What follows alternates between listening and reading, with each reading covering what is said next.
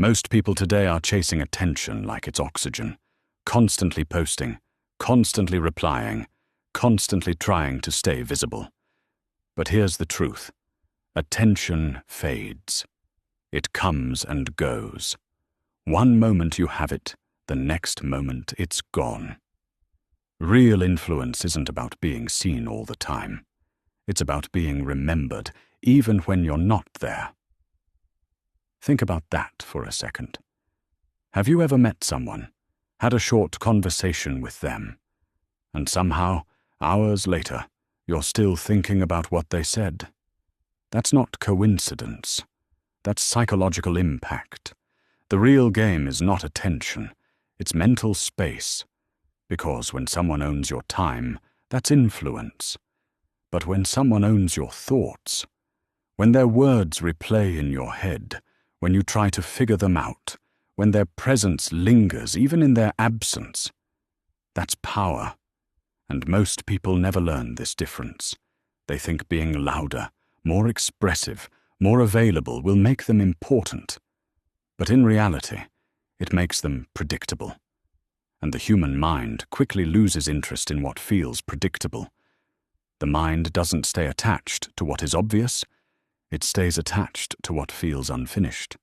That's why mystery is so powerful. When everything is explained, the brain relaxes. But when something is left unsaid, when there's a slight gap, a bit of uncertainty, the mind keeps returning, again and again, trying to complete the picture. And that's where influence begins. So instead of trying to say more, try saying less, but make it meaningful. Instead of stretching every conversation, learn to end it while the energy is still high. Leave when the moment feels alive, not when it starts fading. Because people don't remember long interactions.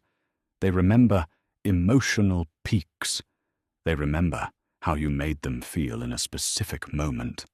And if that moment ends too cleanly, the mind moves on.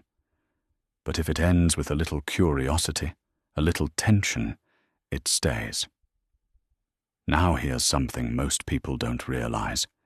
Being constantly available actually reduces your value. When someone hears from you all the time, your presence becomes normal, and the brain doesn't hold on to what feels ordinary. But when you create impact, and then step away, something powerful happens. The brain has no new input, so it starts replaying the old one. That's when your presence grows inside their mind. Another key idea is unpredictability, but not in a chaotic way. It's about not being easy to define. The human brain loves labels. It wants to categorize people quickly: funny, serious, emotional, logical. And once it feels like it understands you, attention drops. But when someone can't fully figure you out, their mind keeps working. They observe more, they analyze more, they pay closer attention, because the brain wants closure. And if you never fully give it, the attention stays locked. This doesn't mean you pretend to be someone else. It means you don't reveal everything at once. You let different sides of your personality show at different times. Calm in one moment, sharp in another. Silent when others expect a reaction. Thoughtful when others are distracted. This creates depth, and depth creates intrigue. Now let's talk about uncertainty, because this is where things get really interesting. The human mind constantly tries to understand where it stands. It wants clarity, certainty, reassurance.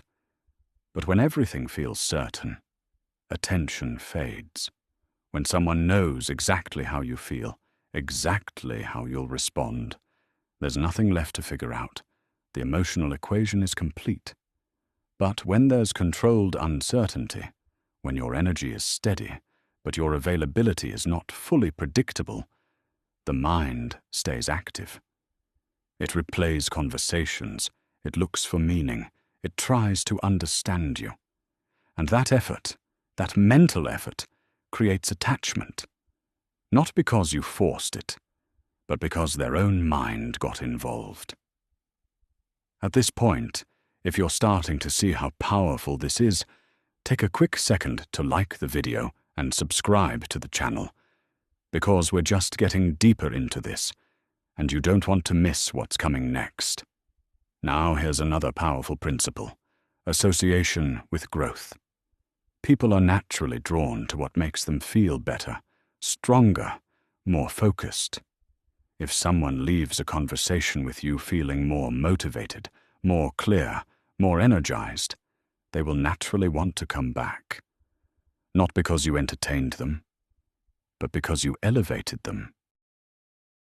Most people try to build connection through comfort, and comfort is good, but it's not enough. Comfort relaxes the mind. Growth activates it. When your presence is linked to improvement, your value increases automatically. You become more than just another person. You become an experience the mind wants to repeat.